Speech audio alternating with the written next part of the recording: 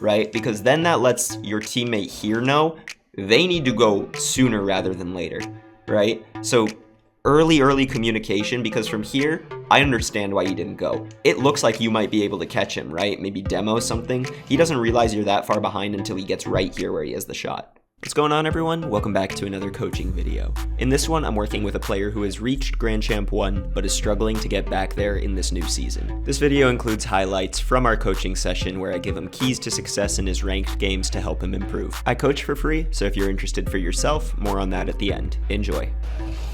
For the clear, by the way, I think you have the right idea. The execution's wrong. I would try to go for a sidewall double tap. Those are going to be really good in Grand Champ lobbies. And that's a thing we were talking about, how you give away possession, right? One of the biggest things in Grand Champ lobbies that's going to help as well is follow-up touches. So not just one clear, but hit it to yourself and then hit it again. Much harder to read, way more control over the game. Cut me some slack. Okay, yeah, see? Bada bing, bada boom. One touch to yourself and a follow-up touch, what happens? Goal.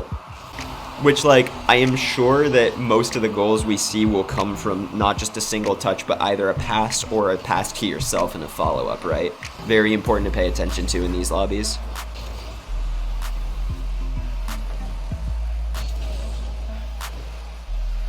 More small pads here. I really think one small pad makes the difference between the hesitation versus just the going here. So right here, this is where I'd want you to turn right, pick up one more small pad, just for a bit of confidence on this. And I'm noticing that you have a tendency when you're changing your mind about where you want to go or something, that you hit the brakes. And I think that that's a really bad thing to do. You never want to stop your momentum. You basically want to always keep that nose going forward and turn instead of hitting the brakes. Unless you're half flipping or something like that, or you purposefully are saying, I'm going to just wait in this spot to see what happens. Sometimes that's good, but you hesitate and you hit the brakes and it slows you down. With 12 boost now, you've given him the ball and they're just going to get it past you. You know what I mean?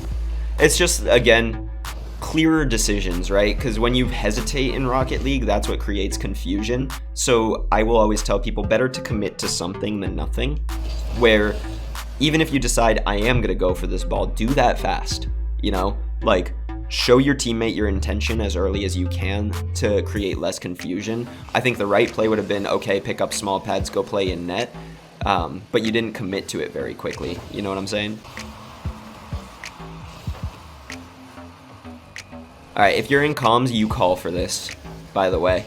You tell your teammate, I got it, and trust that they will rotate off. It's just about whose nose is pointing where. We go to your teammate here. He's looking at your own net, He can't see the defense. He really should not be passing this to you. Instead, you should just say, rotate off, maybe look for the bump, something like that. And then you go, because you have the speed, you have the angle, you have the vision. This is something that you tell your teammate, don't touch that again. I got it, right? Comms is a tough skill to learn, right? Because the biggest key to good communication is how early you can call out the play. I try to, a full 2 seconds in advance, say, I got it. Yeah, he sauced him up. Wait. He just got sliced and diced, bro. Let's watch your teammate's perspective, just because I think it might be good for, learning a little bit. I just want to see from here, kind of how he handles this. Okay, he doesn't look at the play until he... Yeah, exactly. He doesn't even look at the play until he's all the way back here, but... Okay, so this is that kind of read of the play thing I was talking about as well, which you can calm this basically saying, I can't catch him, right? Which, same thing. Clear, concise, early communication, where once you're at this spot and you miss this ball and he takes it, just say, I can't challenge, right? Because then that lets your teammate here know they need to go sooner rather than later, right? So early communication, because from here, I understand why you didn't go. It looks like you might be able to catch him, right? Maybe demo something. He doesn't realize you're that far behind until he gets right here where he has the shot. So you say, I can't catch him, please challenge, something like that. Then it's on your teammate to go early, either fake challenge or get an early challenge in.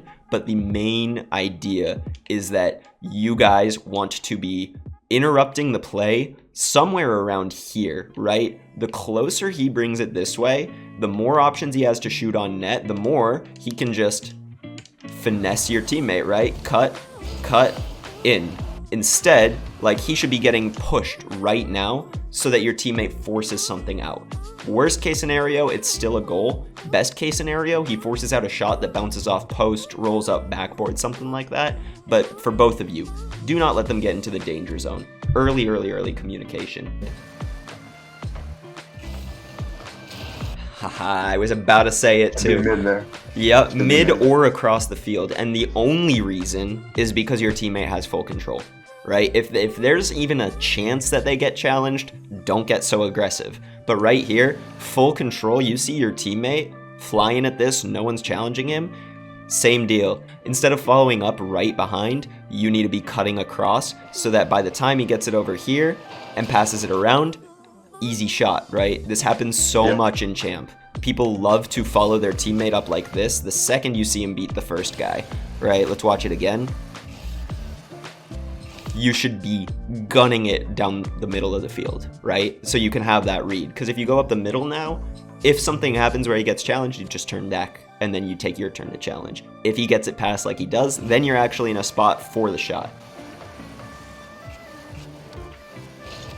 Nice, great pop. Love that. And guess what? Same thing again, where it's like, you pass the ball to yourself here, you get one touch and a follow-up, that's what beats people in Grand Champ. So you need to do that as much as you can, which is, even if you're going for a clear or something, take one touch and then another. It's a lot different in threes. Threes, you get a lot more power shots, big bangs, clears like that. In twos, you have way more time for control, so like, great save, but way better on how you played this after. You used the space given and then played it over the defender and your team gets a goal out of it. Yeah.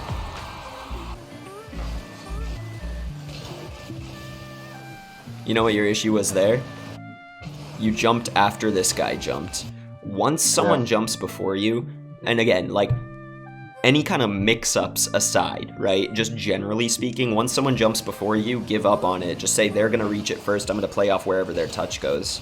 You know, I like that you challenged. Great that he missed. Maybe you rushed him, but you just got beat here, right? And that could easily be just a shot on net.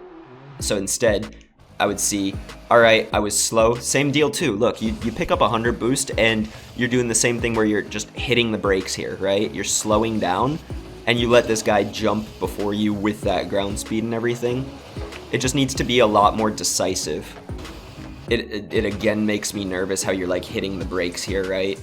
Instead of hitting the brakes, if you think like the ball's gonna land there, turn a bit backwards, turn a bit forwards, keep the momentum. Like, one of your biggest shortcomings right now that I've seen across both games is that you slow down way too much.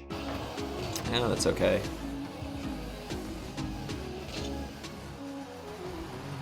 That's a little awkward.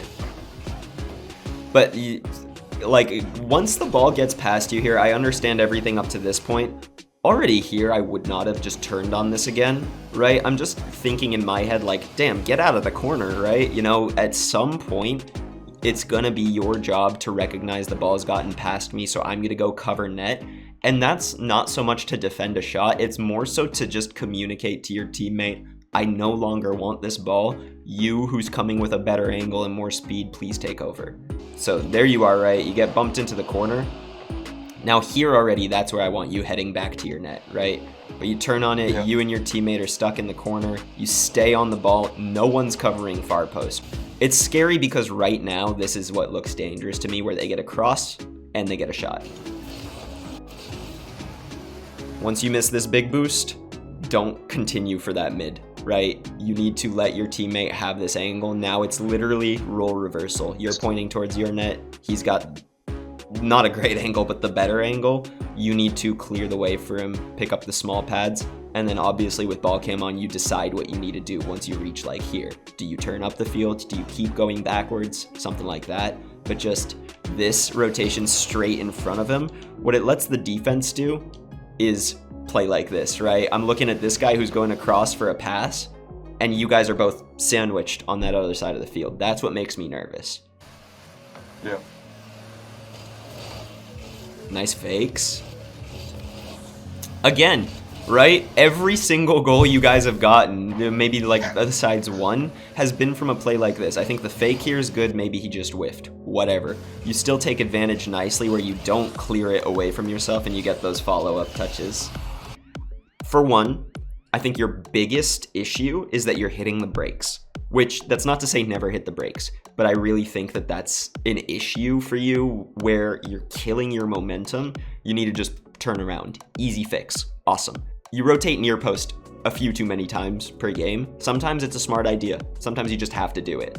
But a few too many times, you're cutting to that near post and not rotating out of the play into your far post. And then there's the consistency, which, again, you said you play on the weekends, right? Do what you can on the weekends. If that's all the time you have to play, that's all the time you have to play. If you really want to improve, the touches need to be a lot more purposeful. And it's kind of like the gym. The gains go away if you don't continuously work out. Thanks for watching. If you're interested in coaching for yourself, I've left my Discord link in the description. In there, I post future time slots where I'm going to lead coaching sessions, and I always pick a random winner who's going to get the session for free. Please like the video and subscribe if you enjoyed it, and I look forward to seeing you in the next one.